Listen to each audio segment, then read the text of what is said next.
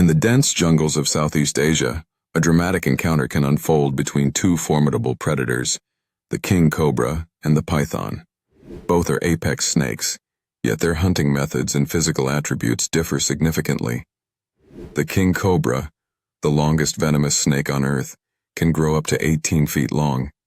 Its venom is highly neurotoxic, capable of paralyzing prey and even killing large animals like elephants. In contrast, the python relies on brute strength, sometimes exceeding 20 feet in length and weighing over 200 pounds. It kills by constriction, coiling tightly around its prey to suffocate it.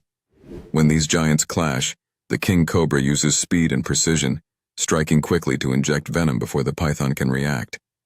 The python, if fast enough, attempts to capture the cobra in its powerful coils, applying crushing pressure. The outcome depends on factors such as size, age, and environment. King cobras are known to prey on other snakes, including pythons, but large pythons have also been observed overpowering cobras.